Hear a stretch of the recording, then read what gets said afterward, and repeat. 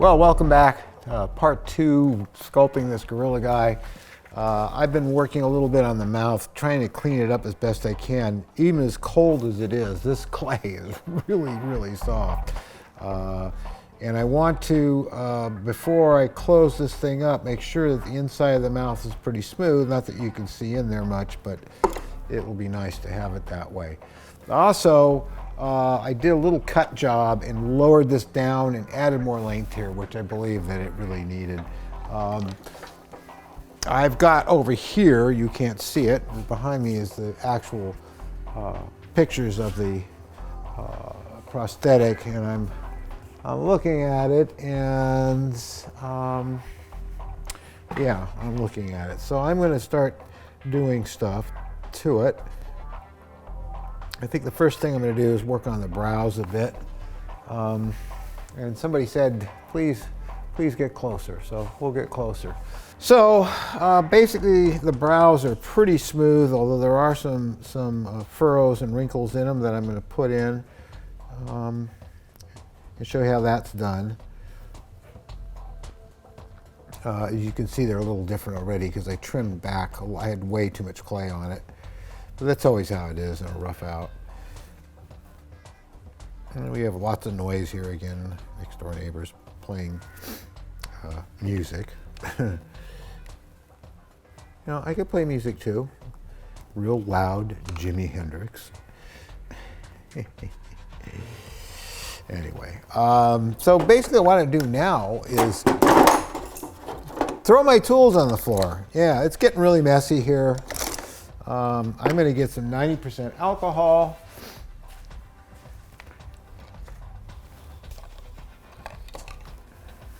And we will cut for that. Because, after all things go better with alcohol. This is not an endorsement, but just an observation. Well, I don't drink anywhere near as much as I used to. In the good old days. But I do have an occasional drink. And I do mean occasional. Just don't care anymore. Don't care about getting stoned or high or any of that stuff. I just like doing my work. So what you're seeing here is, with this very soft clay, is I'm using the alcohol. And this is something that we did. There's other things that cut clay, but this plastilina cuts pretty good with 90% alcohol. In fact, it can get real mushy if you're not careful, but it will evaporate and you know, get back to where it was before you put all this junk on it. As you can see, I hope that it's smoothing out the clay rather well. I use, the other thing I use old bandsaw blades, and I put them inside of an aluminum or brass handle and crush it around it, and that makes a really nice serrated kind of edge where you can really smooth the clay down a bit with it. I don't know where that tool went. I just had it here, and of course it's vanished. I have more than one. Of course, neither one of those are available either. Where do things go? They just sort of disappear into... Nope, it's not on the floor. That would be the logical place for it. Anyway, I wish I had that tool, but I don't. Yeah, it's just... I had two of them. Isn't that always the way?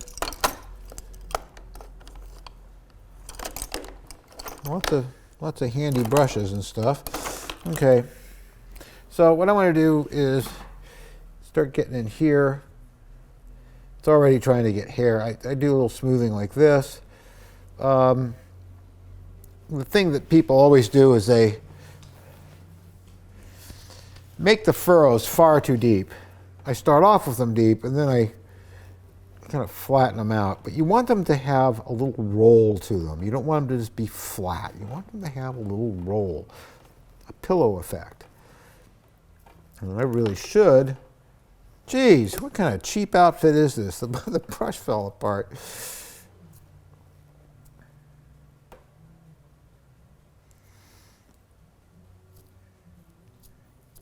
getting there.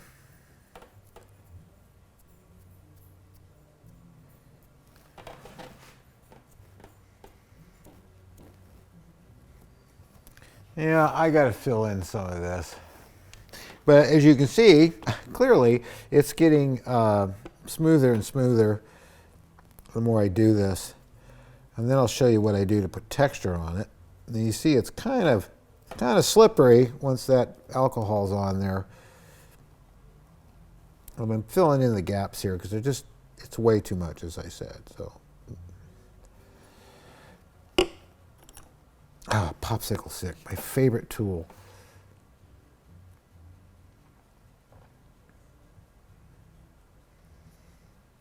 Yeah, clay does not want to stick. Not want to stick. But it will.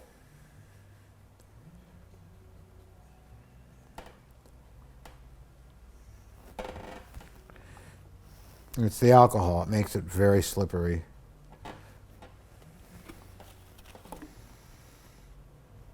Realizing the lighting here is not that bad, that good, and I really should bring in some lights. And I'm noticing on the general here that really this is much. God, that was really. There we go. I'm glad you guys don't mind all the noise, as some of you stated. Because, you know, there's about 6 or 10 units in here. And most of them are pretty industrial-oriented things. There's not a lot of artists in here. I think they all think I'm kind of weird. If not interesting, but weird, you know, because we're talking hard-working people in here. And here I am playing with toys. He can't really be working, is he? They call that work? Yeah, it is. And I got paid for it for years and years. And I'm still sort of getting paid for it. It's telling me it's lunch now. No. Yeah. I will never be able to make this look exactly like General Ursus appliance because, after all, it's not on James Gregory's face, and that's the problem I keep running into. But it'll be close. And I can just spend like a really long time just on what I'm doing right now, trying to getting those nice little pillow effects, and not just these flat planes there. There, better. And I keep walking away and go back and look. Yeah, I'm getting it. It's looking a lot like it. Yep. And then this comes down and kind of meets it rather closely. You can see it's not sliding around as much now, and that's because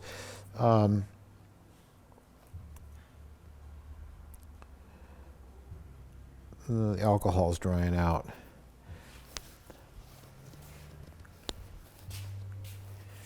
The symmetry these sculptors put in these sculptures back then really is what makes it look like what it is. So I'm trying to replicate that. They really had a type of symmetry to the furrows and stuff that are somewhat natural, but not really natural, but just stylistic. And, you know, those makeups were very stylistic. I love them. They were really cool. I know a lot of young people today think, oh, they were so clunky looking, and that flopping mouth and no lips moving and all that. Well, I have news for you people who may be watching this. You don't know what you don't know, and you don't know a darn thing. Because originally, Chambers had the idea, later used by Rick Baker in the horrible 2001 remake, he made teeth for the actors first, then he made a life mask of them with the teeth in, and then he sculpted the muzzle very close to their own lips so that they could speak and move their lips. And it was so creepy that the studios back then didn't like it. They thought it was too scary. They wanted something cuter, and so, you know, we ended up with the look we got, which, you know, I still like. But the reason the mouth flopped is not because they didn't know how to get a moving mouth, ape mouth, in a makeup. It's because the studios back then wanted what they wanted, and that's what they had to give them. Because you know what? They give you a paycheck.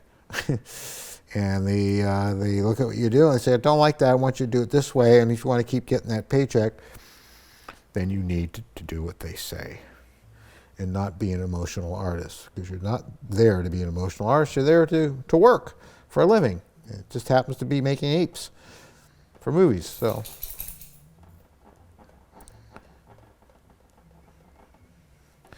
that's a little bit more like what I'm seeing up here. It seems to me that this whole area here is very narrow compared to what I have. So I'm going to cut it down somewhat. You see how much I love this popsicle stick. You know, you can just shape them to what you want. This is really starting to look like it. Of course, you can't see on this side, but I will move the camera around. And I will reposition it. You can see a little better now.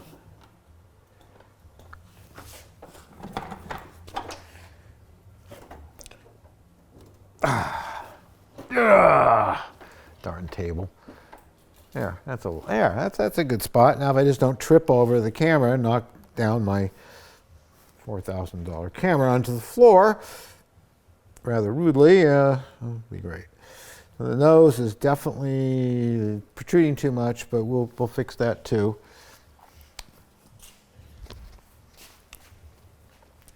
We have this furrow going right across here.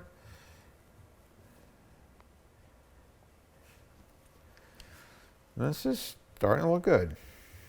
Much better. Of course, I have to add clay to the entire head, so it becomes a full mask.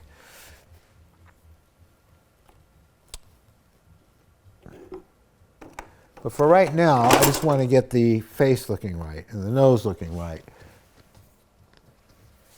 And this nose is pretty flat to the face. It's not as high up as I have it here.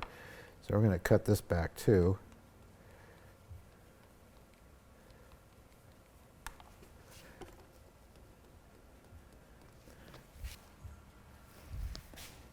Yeah, this nose, it slumps back practically smooth with the muzzle when you look at it from the side.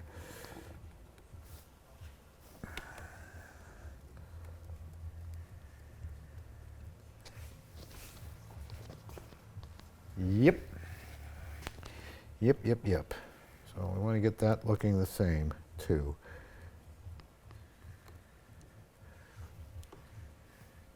Then we'll work on the muzzle a bit. You rough them out pretty quick, and you get the masses about right, and then you go in and you start tweaking. And that can take a lot longer to get right. Now, of course, the first time they sculpted this, it was, you know, it's, well, you sculpted a face, and you weren't trying to match to a picture of something else. Not really. I mean, you might have been looking at pictures of gorillas or, you know, faces of gorillas and other primates, but you wouldn't be trying to recreate something as I am. And when you're recreating stuff, you're going to go a little slower because you want to try to get it to look the same. This needed to be filled out a little more over here. Just bit by bit, and you'll just see it just starts to kind of happen. I got to put my head in here for a second there. Let's see how this is doing here. And really, this nose really goes flat back into the head here, and the muzzle. I think that's probably more correct. Kind of.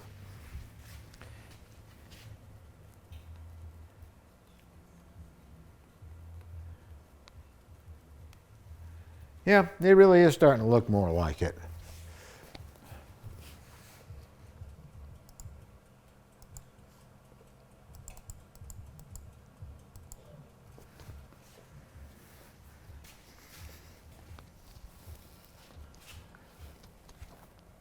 This is sticking way up too far.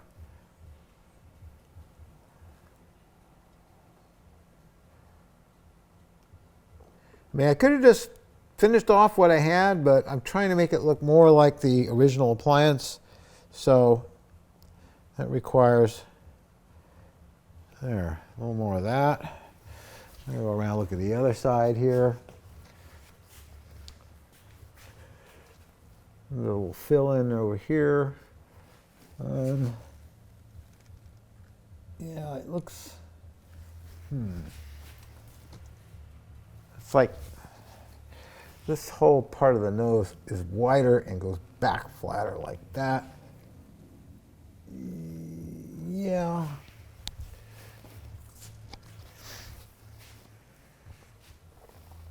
And then I need to get into here and pull this out more. That's it.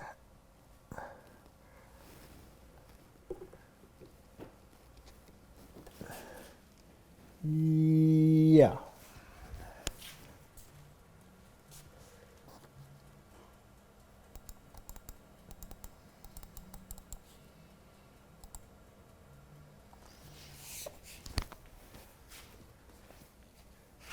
Close.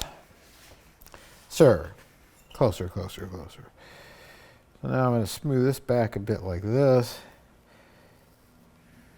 Put that in like that. Bring this around here. It's been a long time. I didn't do many gorillas back in my days when I was doing charities and conventions and stuff as Planet of the Apes. But mainly what I did was the Cornelius character. It was my favorite. I was doing Roddy. Beware the beast man, for he is the devil's pawn.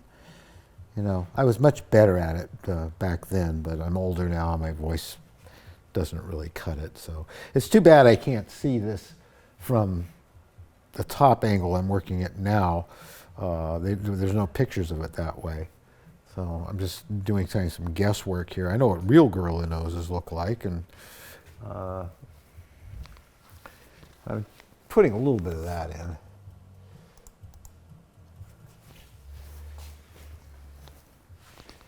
They're very heart-shaped. And so now to kind of get in there, oh look, there's a tool on the ground. And open this up a bit more. Smooth it.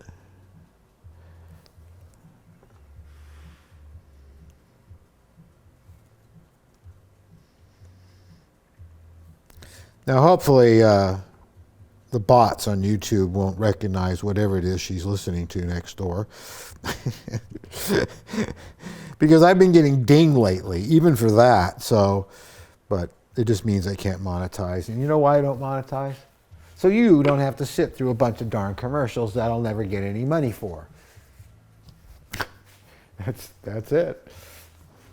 You know, everybody kind of monetizes, but unfortunately, if you see a couple bucks a year, it just isn't worth it to me. I hate sitting through commercials.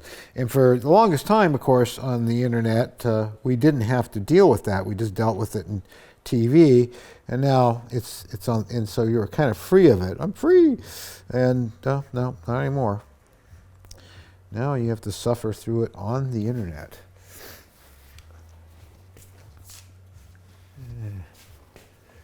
Okay, so at least this way I'm not blocking the camera, but I am sculpting upside down, which is a little disorienting. So, and I'm just trying to put some feelings and some shapes that are in his appliance, though they look kind of similar.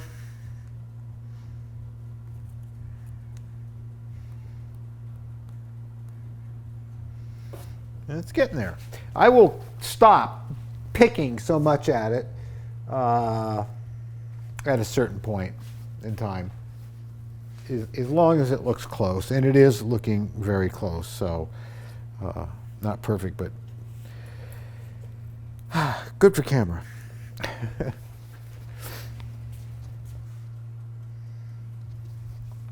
And they were really good about making these things symmetrical, and really nothing in life is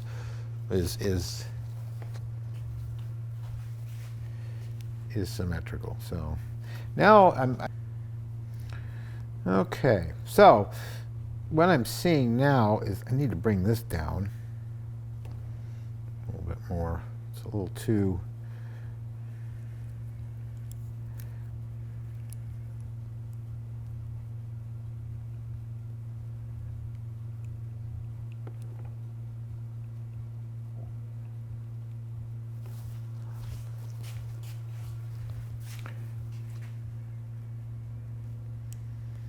Because my face is a different shape, and so I can't get the same proportions, so I have to do a little cheating here to make it look right.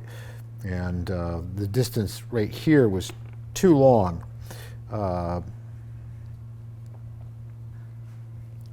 So if I drop this down a bit more, that's going to help. Yep. Sure enough. So. Okay.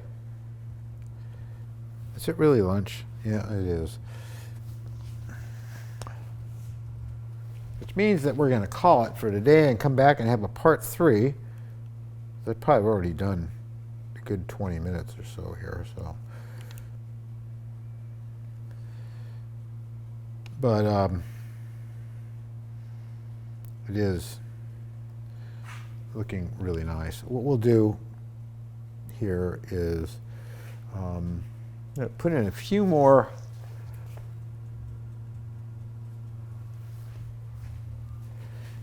furrows. There's one right about here, and it's very subtle. I'm just going to dig my finger in there, like so. And we got another one right about here, another one right about there.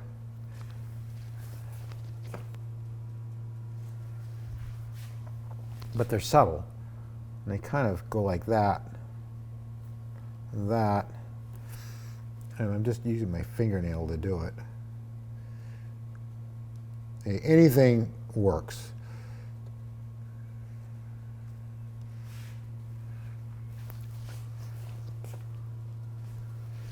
And really, these are wrong, because they kind of go like up and that way. There we go. And up and that way. And so on. That's better. I had it right on this side. Now they're way, way, way overdone. That's okay. What we're going to do is smooth it out. That's just about right. Okay, so now I'm going to take a heavy duty brush here. More alcohol.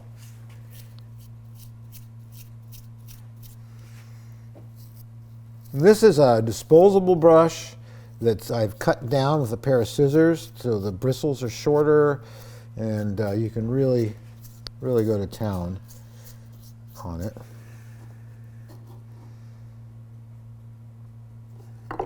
And I use my fingers to smooth it down. Just about.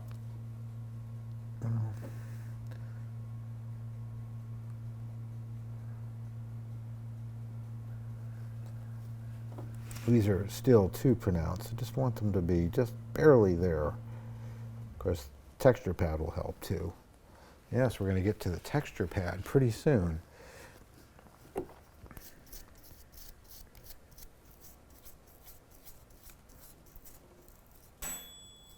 Oh, I see you have the machine that goes bing! For those of you out there, you'll know what I meant by that. That would be Steve Dix, for one. He never misses. Never.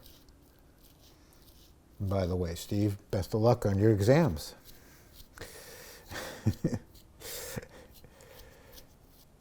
Another in-joke for those in the know.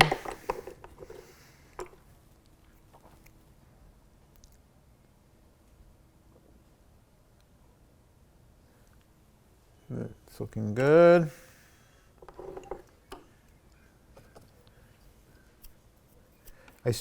This furrow here is just way, way too severe.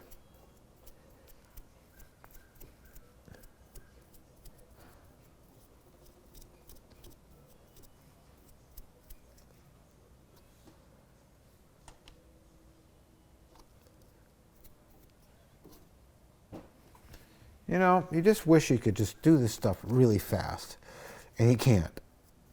It demands a lot of your attention and patience, and you know, I could have done this in ZBrush and then just 3D printed it. I'm just kidding. I've actually had suggestions of such things, and it's like, really. You know, 3D printing's great for garbage can lids and certain parts, but I mean, I just can't be bothered. I like working with my hands. A lot of that's because I can.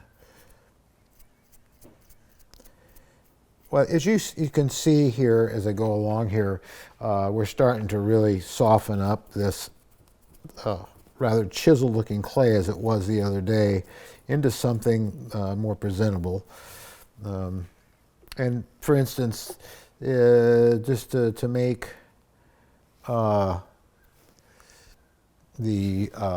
wrinkles in the mouth area, for instance, I'm just going to go like this, that.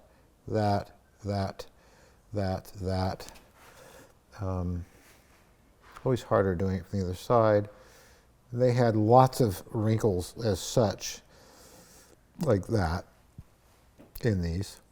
And they even had them on the lips.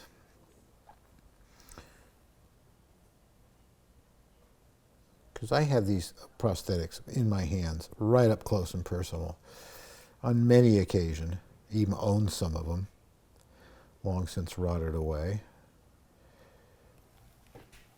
You see, now you can see right here, I put those lines in, and now I'm just going to kind of smooth them out. We'll probably finish this on camera tomorrow, maybe. So we'll see.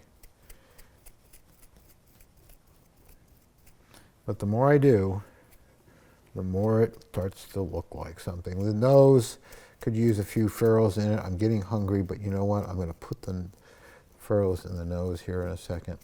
The nice thing is you get the clay all smoothed down like that. Then I got one right here,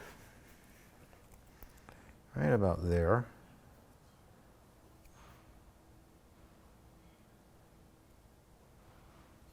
Probably another one right there without even going over there and looking at it. Something like that.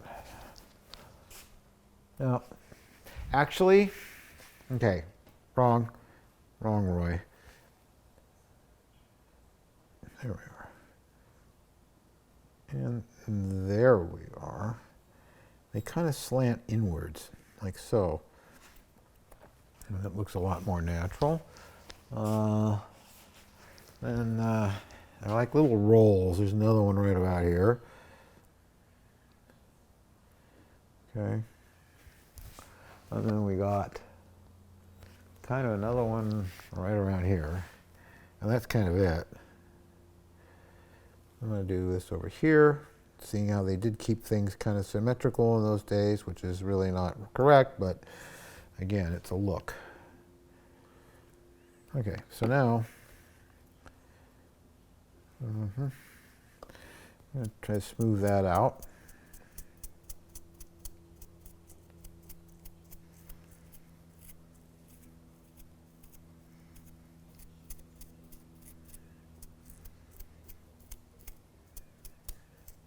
This clay is very soft. In fact, I was at Berman's and they couldn't sell it. They gave it to me.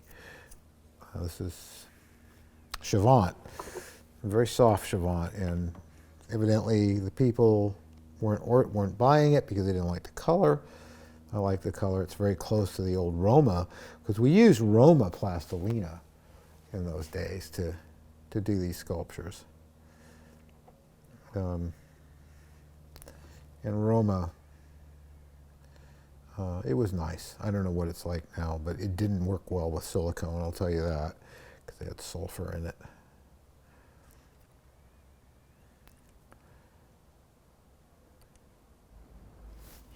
Okay. So that's getting there, slowly but surely. Don't call me Shirley. Okay. Yep. And I am getting hungry, but work like this is obsessive. It's hard to stop yourself.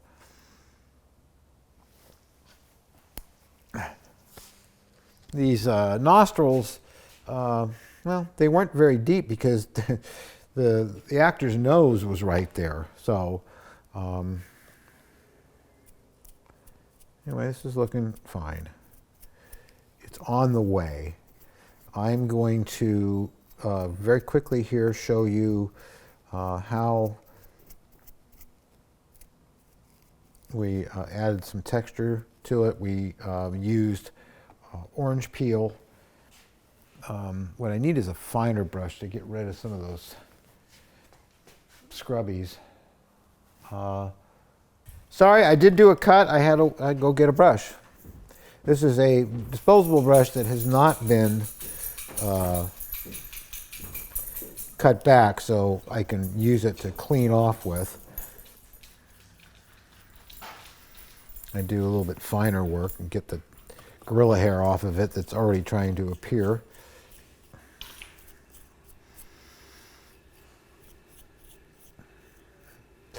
There. So this still really needs a lot of smoothing. I use my fingers a lot, and you see what that does down here. It really makes everything kind of look natural and fleshy like, and you can get rid of the stuff that's too strong, like this here. Just kind of take it down to nothing. And still you get that little pillow effect going on there, which is really important. And because things are fluffy, not flat and flesh. Fluffy flesh, fluffy flesh. Okay, so, and then I can wipe off some more of that stuff this way. And if you just let it sit for a long time, it'll clean up good. So, and then back down here again. And yeah, this is really starting to look really cool. It's starting to look like, kind of like General Ursus. I'm looking forward to doing the chimp next. The chimp. The orangutan. But, you know, he was never really that popular for some reason. I'm not sure why that is, but I want all three of them. So this needed to be dropped down a bit. And of course it doesn't want to stick because of the alcohol, so I have to kind of let it dry out. But that levels that nose out a bit more. And it can be a little asymmetrical because, you know what, in real life, these things are not symmetrical. Your face is not symmetrical. Your ears are not symmetrical. If you go look at your ear, and your right ear and your left ear, you're going to see a big difference between them. So, not unless you're some kind of freak of nature and you came out with a perfectly symmetrical face. When you sculpt things perfectly symmetrical, they never look real for some reason. They just, well, not for some reason, it's because your eye detects that they're not natural looking. So I'm missing an orange peel texture. Where'd it go? I tell you, this is a mutiny. It's a mutiny. I had 2 of these. Okay, on Planet of the Apes, for texture, grapefruits, lemons, orange peels. They made molds on them and poured latex into them, and they were like this. And you could literally press them in and get this nice orange peel texture, which looks a lot like flesh. Which really, if you, I don't know how well you can see it, but when I tilt this up and get a little hard light on it, you might be able to see that a bit better. But it also smooths the clay out, it takes the hand sculpted feeling away from it. But again, this needs to be taken down. It really does. The wrinkles are a bit severe for me, the furrows, whatever you want to call them. You see how that works? It really works well.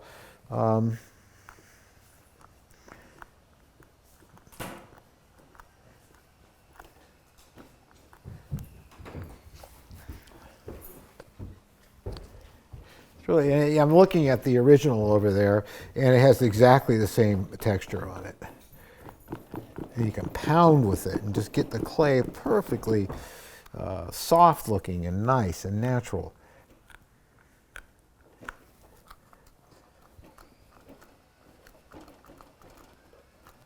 So what you do is you take some latex and you put it on an orange peel that you've kept, and you'll start noticing them now that you know about this.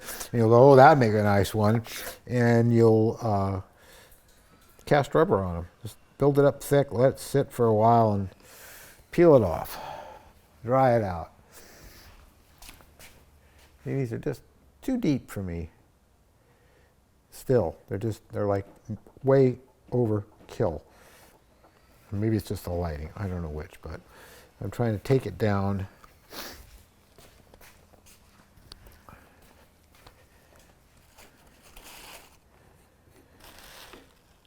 Oh, I've lost my popsicle stick. There it is. Still, it's my favorite tool. And by doing that, I lost some of the shape, and so that's why I'm coming back in here and doing that. Some of the correct shape, as I would call it. That's better.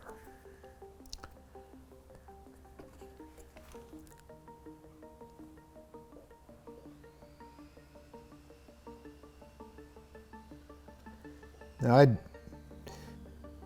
actually got a dislike on this for some reason, but I have on some of them. But you know what? Dislikes, likes, all the same.